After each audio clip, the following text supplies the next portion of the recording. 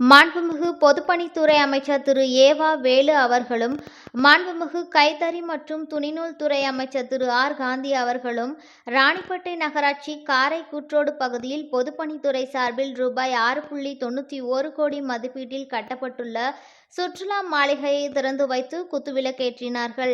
உடன் ஆற்காடு சட்டமன்ற உறுப்பினர் திரு JL ஈஸ்வரப்பன், மாவட்ட காவல் கண்காணிப்பாளர் செல்வி கிரண் ஸ்ருதி, காப்ப மாவட்ட வருவாய் அலுவலர் திரு நா. சுரேஷ், திட்ட இயக்குனர் ஊரக வளர்ச்சி முகமை திருமதி க. லோகநாயகி, பொதுப்பணித்துறை தலைமை பொறியாளர் முனைவர் ஆயிரத்தரசு ராசசேகரன், மேற்பார்வை பொறியாளர் திரு அருள், செயற்பொறியாளர் திருமதி திரிபுர சுந்தரி, உதவி செயற்பொறியாளர் திருமதி கீதா, ஒப்பந்ததாரர் நாமக்கல் PSK கன்ஸ்ட்ரக்ஷன்ஸ் குரூப் மேலாண்மை இயக்குனர் திரு அருண்குமார், இயக்குனர் திரு செல்வகுமார் மற்றும் பலர் உள்ளனர்.